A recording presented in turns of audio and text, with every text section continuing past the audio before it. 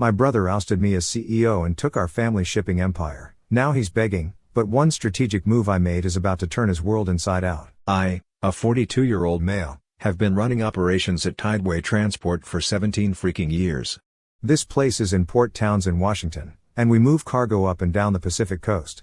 Our operation handles everything from containerized freight to bulk cargo, lumber heading to Japan, electronics coming back from South Korea, and agricultural products moving between California and Alaska. We process about 2,000 containers per month during peak season, with our biggest client being a tech company that ships $40 million worth of components annually. We're small enough that everyone knows everyone, but big enough that screwing up means real consequences. My brother Kyle, a 38-year-old male, just got voted in as Chief Executive Officer 3 weeks prior. Dad stepped back for health reasons, which really meant he was tired of the stress and wanted to go fishing more. Kyle had been Vice President of Strategic Development, which basically meant he made PowerPoint presentations while I actually ran the day-to-day operations. I'll give him one thing, he knew how to schmooze. The guy had charm when he wanted to. He landed us a contract with a boutique electronics importer last year purely because he talked golf with their chief financial officer. The contract wasn't huge, but it made him look like a genius to the board. Dude walks into my office wearing this ridiculous tailored blazer that probably costs more than most of our dock workers make in a month. His hair was slicked back like he's auditioning for Wall Street 3. Behind him was some assistant I didn't recognize, probably hired from one of those temp agencies that specialize in corporate restructuring. The kid looked nervous as hell, clutching a tablet like it was a life preserver. Turns out this was Brett something or other, fresh out of some Master of Business Administration program, armed with nothing but theoretical knowledge and zero practical experience. He was the kind of guy who'd never touched a cargo manifest but could tell you all about supply chain optimization metrics. "Chase, we need to talk," he says, hands in pockets. I'm thinking maybe he wants to discuss the new safety protocols I've been working on, or the contract renewal with Seattle Port Authority. We'd been negotiating a 5-year extension that would secure our largest client relationship, or maybe the crane maintenance schedule. We had some equipment issues that needed addressing before they became expensive problems. Nope. I'm making some changes. The board supports it. You don't understand modern logistics. I laughed. This guy was telling me I don't understand logistics. I've been negotiating dock leases since he was doing beer bongs in his University of Southern California dorm room. I've handled port disputes that would have sunk us, managed crews through 3 different labor strikes, and somehow kept us profitable while bigger companies went under. Hell, I was the one who figured out how to optimize our container stacking system to increase capacity by 15% without expanding our footprint. The optimization system involved completely rethinking how we position different container types based on weight distribution, pickup schedules, and crane access patterns. Heavy containers on the bottom, time-sensitive shipments near the gate, refrigerated units close to power connections. It sounds simple, but it took 2 years of trial and error to perfect, and it saved us about $340,000 annually in handling costs. "You were firing me?" I asked, just to make sure I heard this clown correctly. "I'm bringing in fresh thinking, leaner, faster operations. Gavin Murray from Access Line is coming aboard as Chief Operating Officer." Brett was practically vibrating with nervous energy behind Kyle, probably realizing he just witnessed a corporate execution. The kid looked like he wanted to disappear into the floor tiles. Gavin freaking Murray, consultant turned Chief Operating Officer. This guy's resume was like a greatest hits album of corporate disasters. He'd streamlined 3 companies into bankruptcy and walked away richer each time. His last gig was with Pacific Marine Solutions, where he implemented an efficiency protocol that resulted in 2 major accidents and a $3.2 million occupational safety and health administration fine. Word around the industry was that he'd collect his 6-figure consulting fee, then vanish before the lawsuits started flying. The accidents weren't minor either. The first one involved a crane operator who'd been forced to work double shifts due to Murray's staffing cuts. The guy fell asleep at the controls and dropped a 40-foot container into the hull of a cargo ship. The second incident was a dock worker who got crushed when safety protocols were bypassed to meet Murray's new aggressive throughput targets. Both times, Murray blamed operator error instead of acknowledging that his cost-cutting had created dangerous working conditions. I could see the writing on the wall. Gavin's playbook was always the same: cut crew sizes, defer maintenance, squeeze suppliers until they deliver substandard parts, then act shocked when everything falls apart. I grabbed the only thing I wanted from that office, an old black and white photo of our grandfather standing next to the original crane at our first dock. Grandpa built this whole thing from nothing back in the 60s with 2 trucks and a handshake deal for dock space. "You have no idea what you just did," I told Kyle on my way out. "Don't make this harder than it has to be," he replied. Funny thing is, 5 years back, when we were tight on cash, I started putting some of my own money into long-term fallback options. I made a few investments quietly that would give me leverage if things ever went sideways. Let's just say I wasn't spending my end-of-year bonuses on new trucks or office espresso machines. The assistant followed me out like he was escorting a security risk. Walking to my car, I looked back at the terminal across the water. Those gray cranes were standing like giant metal dinosaurs against the bay. Kyle could play chief executive officer all he wanted. He could bring in his fancy consultants and restructure whatever made him feel important. But here's the thing he forgot. I own the ground those cranes were standing on. Next morning, I'm sitting on my porch with coffee, watching freighters crawl across the sound like lazy whales. It was the first time in 17 years I hadn't opened my laptop by 6:30 in the morning. It felt weird as hell. The silence was kind of unsettling. No emergency calls about delayed shipments, no weather alerts affecting our scheduled arrivals, no crew scheduling headaches. For nearly 2 decades, my phone had been my leash to that place. Now it just sat there, quiet. My phone starts buzzing. Text from Leah, one of our port supervisors, new guy already cutting corners. Dock team says safety protocols are being reevaluated. Are you okay? Or evaluated? Corporate speak for we are going to ignore expensive safety stuff until someone gets hurt, then act surprised. I'd spent 3 years developing those protocols after a longshoreman nearly lost his leg when a container shifted during a storm. Every procedure was written in someone's blood, metaphorically speaking. Another text came in from Samuel, our lead crane operator. Murray says, daily equipment checks are redundant. Wants us to move to weekly inspections. This guy's going to get someone killed. Samuel had been running cranes for 20 years. If he said something was dangerous, you listened. These weren't pencil-pushing concerns. Crane failures don't just cost money, they cost lives. The daily checks caught everything from hydraulic fluid leaks to worn cable strands, small problems that became catastrophic if ignored. More texts kept coming throughout the morning. Denis from the night shift reported that Murray had eliminated the security guard position, leaving the entire terminal unattended between midnight and 5 in the morning. Sarah in dispatch mentioned that the new efficiency protocols eliminated buffer time between vessel arrivals, meaning any delay would cascade through the entire schedule. Dad shows up with pastries. He'd probably been awake since 4 in the morning worrying about what Kyle had done, but too proud to call and apologize directly. We sat there eating in silence, watching the water. A Coast Guard cutter was doing patrol runs near the shipping lanes, probably routine. But it reminded me that we operated in a heavily regulated industry where mistakes had consequences beyond just profit margins. You could have stopped it, I finally said. I didn't vote for it, he replied. But you didn't stop it either. I stepped back too far, he admitted after a long pause. It takes him forever to admit when he's wrong, but he eventually gets there. That's when I dropped the first hint about what was coming. The leases on docks 4 and 5 expire in 78 days. Dad's coffee mug stopped halfway to his mouth. They've been on rolling renewals for 10 years. Yeah, well, I bought that land 5 years ago personally through a shell company called Pacific Holdings Limited Liability Company. Market rates have gone up 22% since then. You could practically hear the gears turning in his head. He's no dummy. He spent 40 years in this business. He knew exactly what this meant. Those 2 dock facilities handled about 60% of our container volume.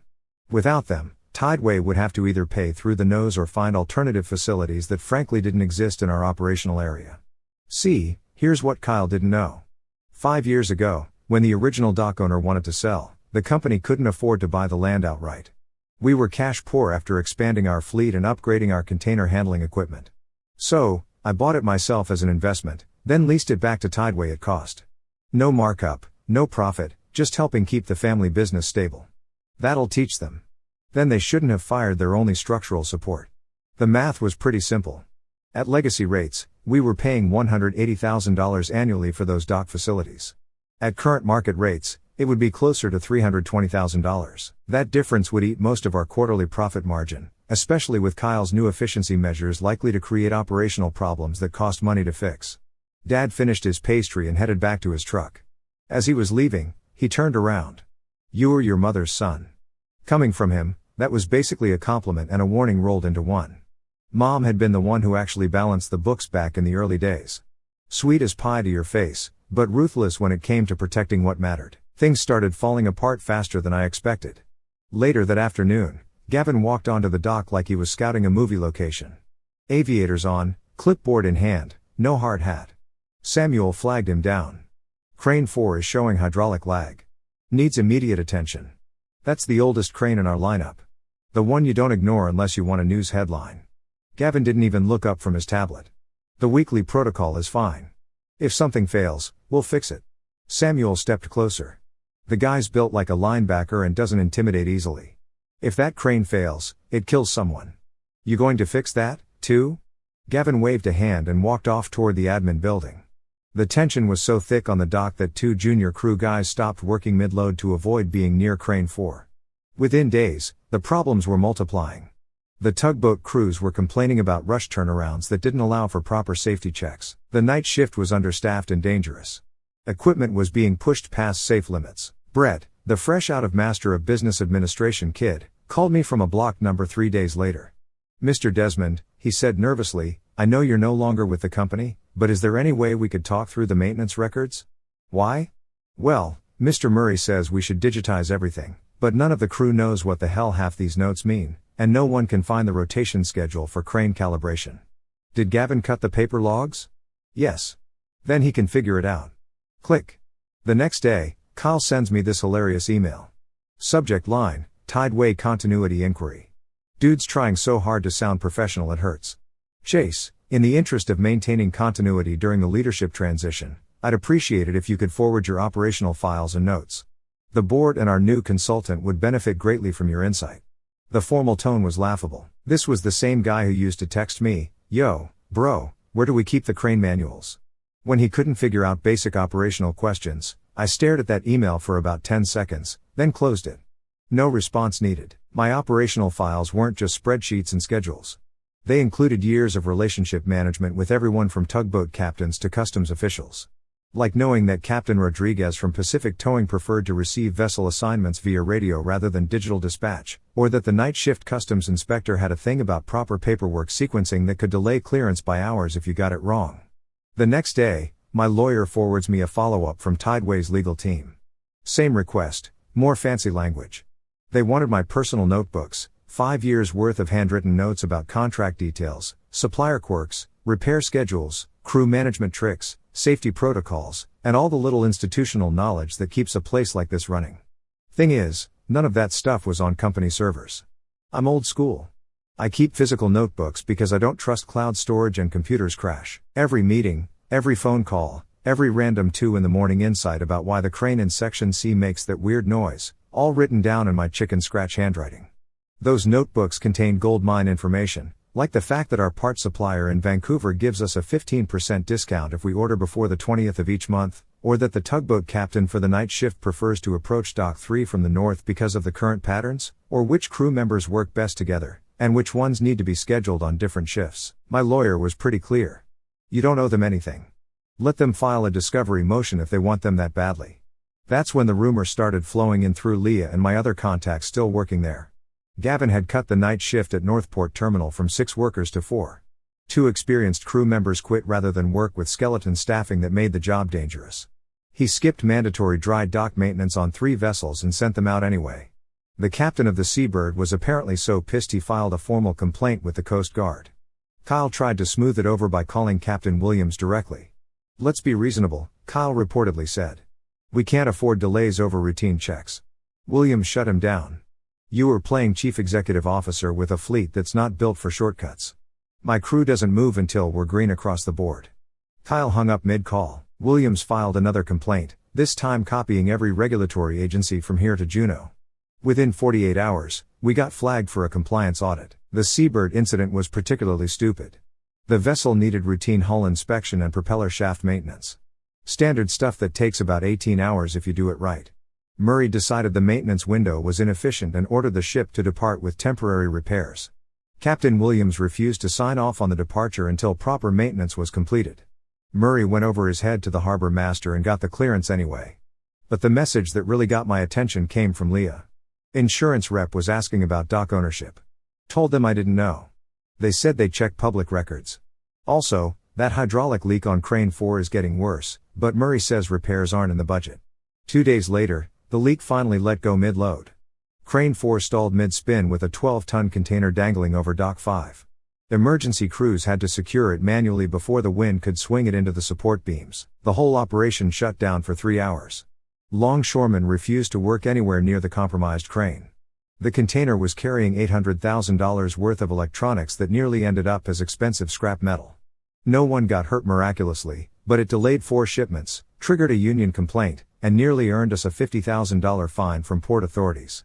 And guess who magically wasn't available when the Coast Guard showed up asking questions? Yeah, Murray. That's when I knew Kyle was about to step in big time. The day after the crane incident, he had the nerve to show up in person at Dock 4, full-on swagger mode, aviators, clipboard, button up like he was headed to a golf tournament, not a ticking liability zone. I was on site with Leah, checking on the hydraulic replacement quotes we'd sourced back when the maintenance budget still existed. He strutted over like he owned the pavement under his feet. "Thought you'd moved on," he said with that fake smile. "I did," I replied. "But unlike you, I still give a damn about the people working here." He scoffed, "You were bitter because I'm doing what you never could. Modernizing, streamlining. You mean ignoring safety checks, slashing shift coverage, and betting no one files a lawsuit before the whole thing collapses?" He leaned in. "Relax, Chase. You played your part. Old guard gets replaced. That's how progress works." I didn't say a word, I just stared past him at the leaking hydraulic line he still hadn't authorized repairs for. He followed my gaze, then smirked. "Minor hiccups." "Yeah," I said, "until someone dies." See, Tideway's insurance policy was written assuming the company leased dock space at stable long-term rates from a neutral third party. The actuarial calculations that determined our premiums were based on operational stability and predictable costs. Except I wasn't neutral anymore, and those rates were about to change dramatically. I called my lawyer that night. "I want to formalize the new lease terms." "Send me your valuation model," she said without asking why. Game on. A week later, I'm getting a call from Harbor Mutual. That's Tideway's insurance carrier risk compliance director named Nate McIntyre. "Mr. Desmond, we had a question come up during a policy review. There was a recent leadership change at Tideway and we noticed some inconsistencies with their property records." "What kind of inconsistencies?" I asked, though I knew exactly where this was going.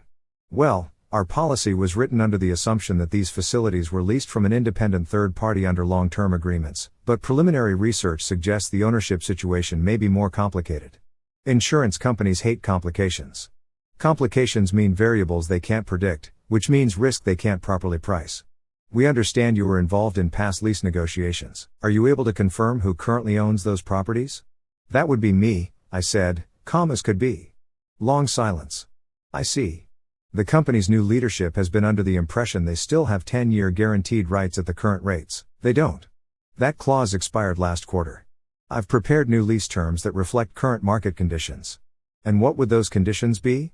I gave him the numbers: $320,000 annually instead of $180,000, plus standard escalation clauses tied to local commercial real estate indices. But the real kicker was the performance bond requirement, $500,000 held in escrow to guarantee lease payments and cover potential property damage. McIntyre went quiet for a solid 10 seconds. I could practically hear him pulling up actuarial tables and recalculating risk models. In the insurance world, sudden cost increases and cash flow disruption are red flags the size of football fields. You could hear this guy's actuarial brain calculating risk assessments. If Tideway suddenly had to pay market rates for their primary dock facilities, their profit margins would go from tight to underwater real quick. And companies with cash flow problems have a tendency to cut corners on safety and maintenance, which means higher insurance payouts. "I see. And have there been any other operational changes that might affect our risk assessment?" This was my opening. "You might want to look into their new maintenance scheduling protocols. I understand they've moved from daily equipment inspections to weekly." Another pause. In the marine cargo industry, equipment failure isn't just expensive, it's potentially deadly. Insurance companies really hate deadly. "We'll definitely be conducting a comprehensive policy review. Thanks for your time, Mr. Desmond." After he hung up, I sat there thinking about Kyle in his corner office, probably making more PowerPoint slides about operational efficiency while the foundation of his empire was shifting under his feet. But that wasn't even the best part. My private investigator buddy Clint had been digging into some stuff for me, and what he found was absolutely beautiful. Kyle hadn't just fired me and brought in his incompetent consultant. He was running a side hustle. Turns out little brother had been filing development permits under a shell company called Oceanic Development, permits for cargo terminals, rail spurs, and logistics infrastructure that perfectly mirrored the routes and systems I'd spent years building for Tideway. The permits showed a proposed facility in Bellingham that would directly compete with our northern routes, container storage and rail connections that matched our operational model almost exactly. Even the proposed crane configurations were identical to our setup. Seattle to Anchorage, Kodiak Bay to Ensenada, the exact same shipping lanes using the exact same operational strategies. Even the same terminology I'd coined for our seasonal scheduling protocols. Kyle wasn't just trying to push me out. He was planning to gut Tideway, let it fail, then swoop in with his innovative new company that was really just my playbook with his name on it. The permits showed everything: rail connections that matched our container flow patterns, dock configurations that copied our crane placement, even employee break areas positioned exactly where I learned they worked best after years of trial and error. That's when this stopped being about family drama and became about something bigger. This was theft, plain and simple. And if there's one thing I learned from 17 years in logistics, it's that timing is everything. Time to flip the script. I started making some calls. First was Jeremy Talbot, one of Dad's old board members who'd stepped down right after Kyle's takeover. Jeremy's got 30 years in maritime logistics and a nose for bullshit that could smell Kyle's incompetence from 3 time zones away. Jeremy had been Dad's right-hand man during the expansion years, a solid guy who understood that sustainable growth meant reinvesting in infrastructure and people, not just squeezing margins until something broke. "Chase," he said when I called, "I've been hearing some disturbing things. Project rumors, lease panic, something about a shell company called Oceanic Development." "That would be Kyle," I confirmed. "And yes, he's trying to cannibalize Tideway and rebuild it under his own name." I didn't dump everything on Jeremy at once, just enough to plant the seed. A few screenshots of permits, some quotes from Kyle's investor pitch deck where he'd literally copy-pasted my operational frameworks. Enough to make Jeremy start asking uncomfortable questions to his remaining contacts on the board. "Chase, if this is true, the liability implications alone." Jeremy trailed off, probably thinking about shareholder lawsuits and Securities and Exchange Commission inquiries. "It gets worse. He's cutting safety protocols and deferring maintenance to boost short-term numbers." Jeremy knew what that meant. Equipment failures in our industry don't just cost money, they make headlines. But Jeremy wasn't my only play. Next, I took the ferry to Seattle for a lunch meeting with Eliza Grant, Vice President of Strategic Development at Horizon Maritime. Horizon's one of our main competitors, but Eliza and I have that weird professional respect thing going. We've been trying to poach each other's contracts for years, but always kept it clean. The restaurant overlooked Elliott Bay, and I could see Horizon's main terminal from our window. Their operation was bigger than ours, more automated, but they'd struggled to break into some of our established routes because of the relationships I'd built over the years. I laid out the whole situation over seafood and craft beer, the lease terms, Kyle's betrayal, his shell company scheme, and most importantly, the opportunity. "You want us to acquire Tideway's operational assets?" she asked. "I want you to acquire them before Kyle burns the whole thing down. You get a regional hub with established routes and experienced crews. I get stable lease revenue and the satisfaction of watching my idiot brother learn what happens when you mess with the wrong person." It was just the leadership that was rotten. Our container handling systems were actually more efficient than theirs in some ways, and our crew had experience with specialized cargo that would complement their existing operations. What about regulatory approval? A merger like this would trigger review. Not a merger.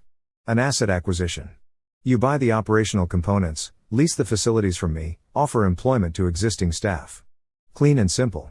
What about the staff? You keep them. Every single person's worth keeping. These people have been getting jerked around for weeks. Give them stability and they'll bust their asses for you. Horizon had been looking to expand their Pacific Northwest presence, but building new facilities from scratch would cost $50 to $80 million. Acquiring existing operations with established client relationships would be a fraction of that cost. We shook hands on it. No contracts yet, just an understanding. The formal paperwork would come later after Kyle finished digging his own grave. Meanwhile, I started reaching out to key Tideway employees. "Hey Leah, you might get a call from Horizon Maritime in the next few weeks. They're expanding operations in the Pacific Northwest, looking for experienced supervisors. Manny, keep your resume updated. Word is there might be some opportunities opening up with better management and actual maintenance budgets. Rick, remember that safety protocol system we talked about implementing? Horizon might be interested in that kind of forward thinking." I wasn't technically recruiting, just making sure good people knew they had options when everything went sideways, and it was about to go very sideways. Within 2 weeks, I had preliminary agreements with Horizon, insurance companies asking uncomfortable questions, and board members starting to sweat about liability issues. Kyle thought he was playing four-dimensional chess, but he'd actually just handed me all the pieces. Kyle called an emergency board meeting on a Monday morning, same conference room where Dad used to run things with coffee and handwritten notes. Now all sleek steel and corporate minimalism. The agenda read, current financial considerations regarding shipyard properties. Translation: Kyle was about to propose selling the terminals to cover his mounting problems. I'd heard through my sources that Harbor Mutual had sent a formal risk assessment notice, basically telling Tideway that their insurance premiums were about to triple unless they could demonstrate operational stability. On top of that, the lease renewal crisis was forcing Kyle to consider desperate measures. I showed up 5 minutes early, walked right in with my legal folder like I owned the place, which technically I kind of did. Kyle's face went white when he saw me. "Chase, this is a closed meeting." "Not anymore," I said, dropping my folder on the conference table. "Everyone here needs to see what's inside." Gavin, the consultant, was sitting there looking like a stock photo of concerned executive number 3. The board was a mix of Kyle's new appointments and Dad's old guard, including Jeremy, who gave me the slightest nod. The room had that tense energy you get when everyone knows something's wrong, but nobody wants to be the first to say it. I opened the folder. Inside you'll find development permits filed by Oceanic Development, a shell company registered under Kyle's name. These documents show plans for a competing shipping network using Tideway's infrastructure, trade routes, and client relationships. Papers rustled. Someone muttered, "Jesus Christ." Page 4 includes screenshots from Kyle's investor presentations. Notice the operational frameworks lifted directly from Tideway manuals. The staggered rotation model, mine. The emergency dock escalation protocols, also mine. The so-called innovative redundancy logic. That's the safety system I developed after the Tyreek crane incident in 2018. Board member Davis, one of the old guard, was flipping through pages with increasing alarm. "Kyle, what is this?" Kyle stood up. "This is ridiculous." Chase is clearly. "Sit down, Kyle." He didn't. So, I kept going. "Last month, I received inquiries from Harbor Mutual, Tideway's insurance underwriter. They were surprised to learn the company doesn't actually own the land beneath docks 4 and 5. I do. Those leases expired, and I filed updated terms at full market value." Board member Riley, one of Kyle's people, flipped to the rate sheet. "These numbers would destroy our quarterly projections." "Correct. And I'd advise against relying on Kyle's backup plan to sell the terminals to Oceanic and pretend it was strategic repositioning." The room was getting uncomfortable. You could see the newer board members starting to realize they'd been played while the old guard was getting pissed about being kept in the dark. That's when I dropped the second folder. Horizon Maritime, our longtime competitor, has submitted a formal acquisition offer for Tideway's operational assets. They'll lease the facilities from me at sustainable rates and retain current staff under competent leadership. Look, this wasn't just about revenge anymore. It was about preserving something that worked. Tideway employed 147 people directly and probably supported another 300 jobs indirectly through suppliers and contractors. Kyle's schemes would have destroyed all of that for his personal gain. The room went dead quiet. Then Dad spoke up from the corner where he'd been watching this whole thing unfold. "Kyle," he said quietly, "is this true?" Kyle looked around the table, searching for an ally. Gavin was studying his phone like it held the secrets of the universe. "I was protecting the company," Kyle finally said. His voice had lost that cocky edge. "Chase was holding us back. I had a vision that involved stealing from your brother and betraying the people who built this place." Dad stood up and for a moment he looked like the old man who'd built this company from nothing. "You were supposed to carry this forward, not burn it down for spare parts." Dad's voice cracked a little on that last part. The vote took 6 minutes. Kyle was removed as chief executive officer. Gavin's contract was terminated pending legal review. The board moved to accept Horizon's acquisition offer. "Kyle, you didn't just fire me," I said, standing. "You fired the guy holding the roof up while you lit the walls on fire. No yelling, no drama, just votes and parliamentary procedure and the sound of power changing hands." Kyle walked out without saying another word, shoulders hunched like he couldn't believe what just happened. After everyone else left, Dad and I sat in that conference room, watching freighters move across the bay through the big windows. "I should have seen it coming," he said. "You did see it. You just didn't want to admit it. You'll do good with Horizon. I'll do better than that.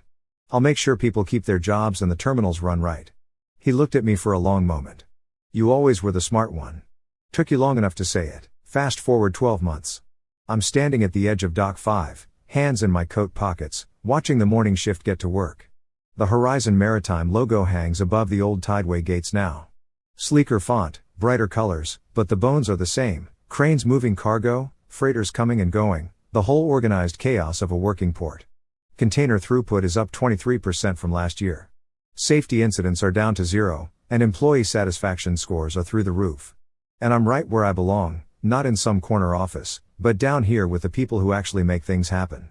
My business card says Regional Director of Logistics now, not Chief Executive Officer, not some fancy title with no real meaning, just the person who makes sure everything works the way it's supposed to. The Horizon integration went smoother than anyone expected. They kept their promise about retaining staff, actually increased wages across the board, and invested in equipment upgrades that we'd been putting off for years. The new container tracking system alone saves us about 4 hours per day in administrative overhead. Plus, they brought in real safety consultants, not corner-cutting consultants. Our occupational safety and health administration compliance score went from concerning to exemplary within 6 months. Insurance premiums dropped by 18% because we actually looked like a professional operation again.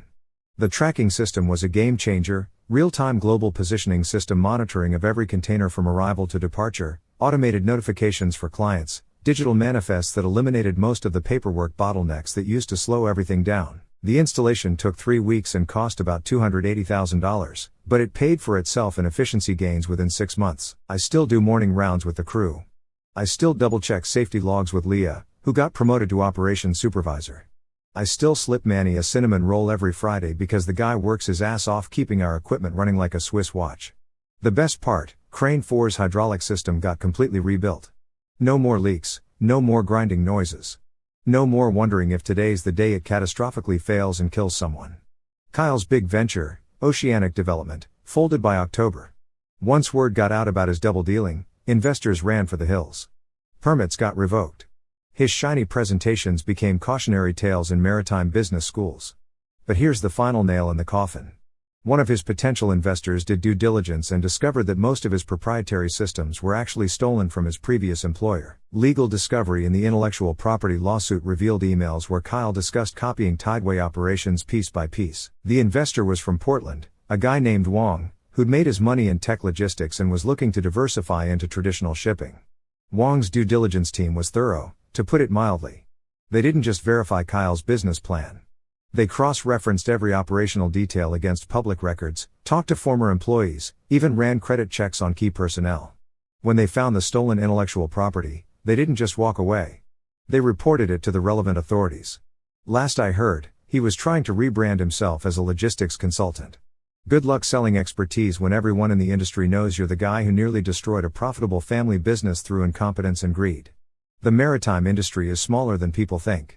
Word travels fast when someone screws up this spectacularly. Kyle's name became shorthand for what not to do in logistics circles. I even saw his disaster as a case study in a Harvard Business Review article about family business succession failures. Dad and I talk regularly now, not about the past. We're both too stubborn to rehash ancient history, but about freight trends and how Horizon repainted the maintenance hangars without using those awful corporate colors that make everything look like a doctor's office. More importantly, I stayed connected with Kyle's kids. They didn't ask to be part of this mess, and family drama shouldn't punish innocent people. I brought them down to the docks last Christmas to show them the control tower. Can you really see all the ships from here? My nephew Alex whispered. All the ones that matter, I told him. Standing here now, watching a container ship ease into port with deck crew bustling around like ants with a purpose, I feel something I haven't in years: peace. This isn't about a title. It never was. I don't need my name on a building or a photo in the boardroom. I've got my crew, my docks, and my system running smooth. Safety protocols back in place. Real upgrades happening. Wages up, morale high. Tommy still brings cookies on Fridays. Leo runs the operations floor like a machine. Manny's got a full crew. Real parts, real budget. Rick doesn't have to sleep in the break room anymore. Kyle thought he could fire me and delete 2 decades of work. Instead, he deleted himself from an industry that doesn't forget. And I'm still here.